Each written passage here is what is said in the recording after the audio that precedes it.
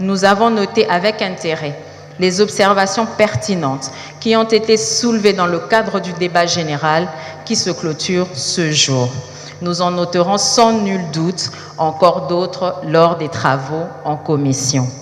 L'essentiel, après, reposera sur la capacité à intégrer les recommandations faites par les honorables députés, élus légitimes du peuple, afin d'améliorer la gouvernance dans notre pays et permettre ainsi la matérialisation accélérée de la vision de son Excellence, Félix-Antoine Tshisekedi Tshilombo, président de la République et chef de l'État, ce pour le grand bien de notre peuple.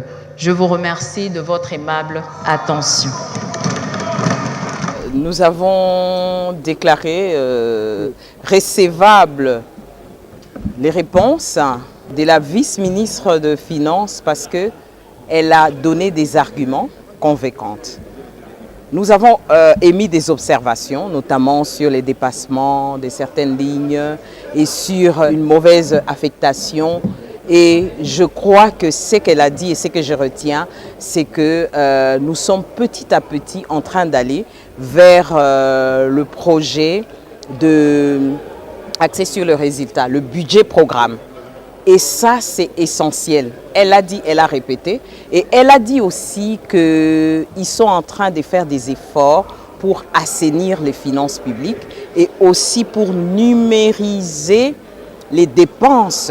Avec cela, je crois qu'avec nos efforts de contrôle, c'est une bonne matière pour que la République soit redevable.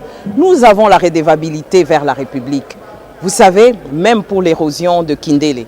Elle a répondu, elle est entrée dans les détails. Et moi, je crois que coup de chapeau au ministère de Finances et nous sommes très regardants et nous allons continuer notre travail de contrôle. Nous sommes fiers de cette femme qui d'abord parle avec aisance et aussi avec calme et des arguments solides.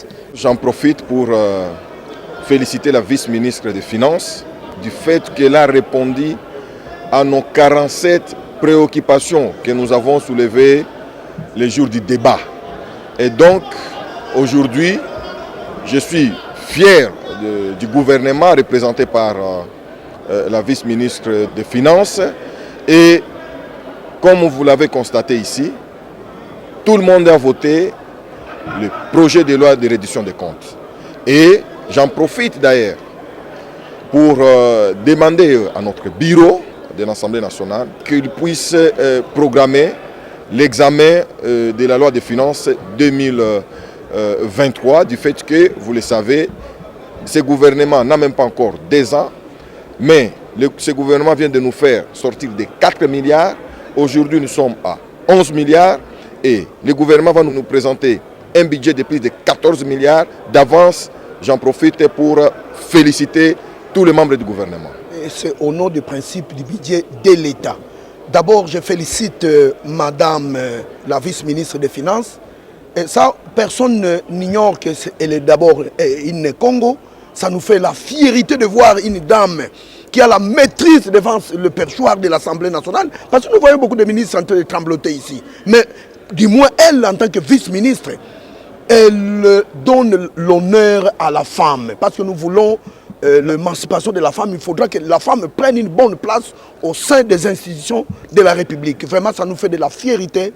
Elle a été vraiment au top, elle a bien exposé par rapport aux questions soulevées par nous, les honorables députés. Non, le vote n'est pas sentimental. Vous avez vu, même nos collègues qui ont posé des questions, ils ont été satisfaits des réponses données par Madame la ministre des Finances.